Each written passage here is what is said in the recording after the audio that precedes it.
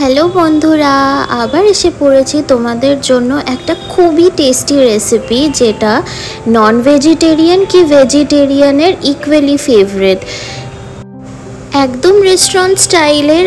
আর এই রেনি সিজনে যদি এমন একটা রেসিপি পাওয়া যায় তাহলে তো আলাদাই ব্যাপার। So let's make dry chilli mushroom in a restaurant style.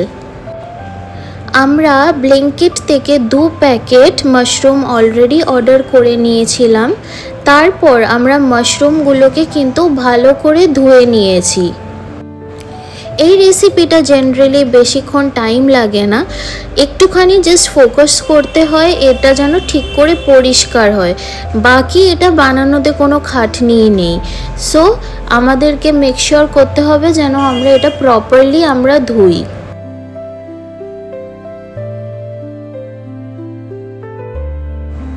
মাশরুমগুলো ভালো করে ধুয়ে নেওয়ার পর আমরা এটাকে কিন্তু একটুখানি বড় বড় পিস করেই কাটবো, বেশি ছোট করব না।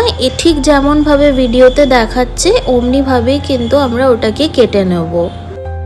আমার চিলি মাশরুম খুবই একটা প্রিয় ডিশ। আমি জেনারেলি বারবিকিউতে যেতাম এই চিলি মাশরুম খেতে। তারপর মা বলল যে রেস্টুরেন্টে না গিয়ে চল বাড়িতেই বানিয়ে নেওয়া যাক এমনি restaurant style dry chilli mushroom. And trust me, barbecue fail. এইটা একটা আলাদাই খেতে হয়েছে। তোমরা কিন্তু নিশ্চয়ই ট্রাই করবে, it's a request, please try করো। আর আমাকে কিন্তু নিশ্চয়ই জানাবে যে তোমাদের কেমন লাগলো, অ্যান্ড রেস্টুরেন্টের থেকে ভালো হলো না বাড়িতেই ভালো হলো বেশি।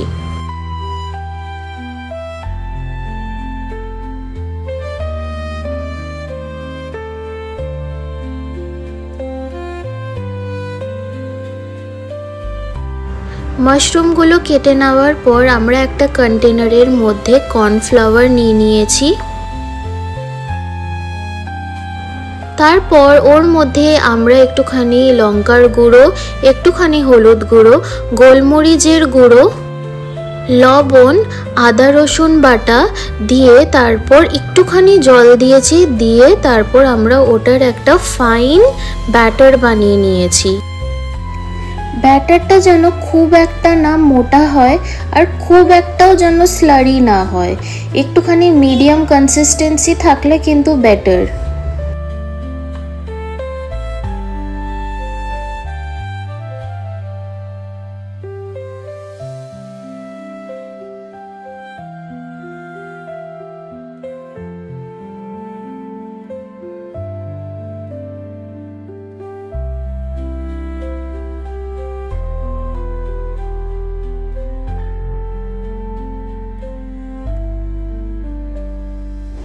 আমাদের ভিডিওতে দেখতেই পাচ্ছ ব্যাটারের কনসিস্টেন্সিটা কেমন, ঠিক অমনি টাইপের আমরা একটা ব্যাটার বানিয়ে নেব।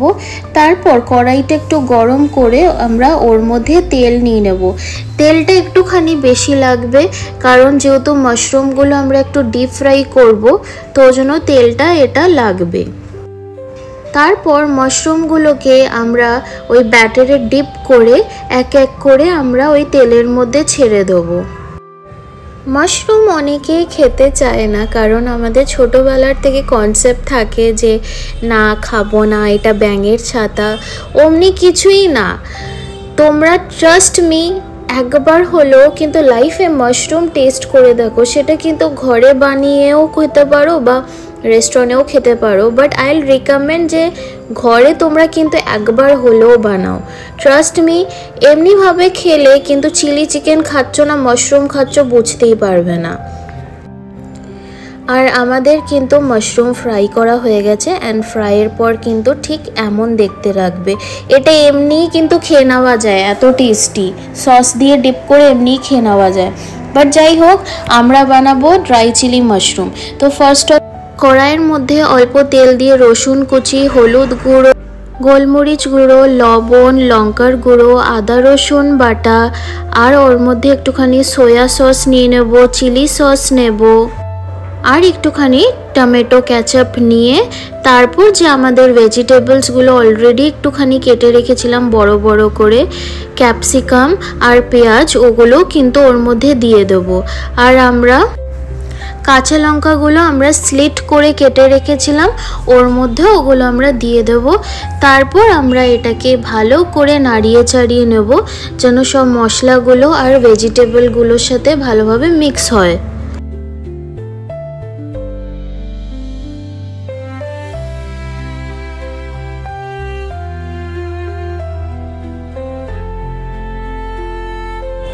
তারপর আমরা একটুখানি এর মধ্যে জল দেব, তারপর আবার আমরা ভালো করে এটাকে মিক্স করব।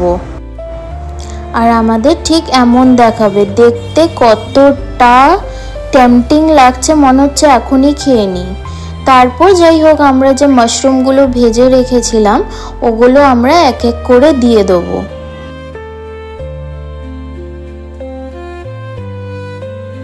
আমরা কর্নফ্লাওয়ার আর জল আগের থেকেই আমরা কিন্তু মিক্স করে রেখেছিলাম, আমরা ওটাও ওর মধ্যে দিয়ে দেব যেন কনসিস্টেন্সিটা একদম ঘন হয় আর একদম ড্রাই টাইপের হয়।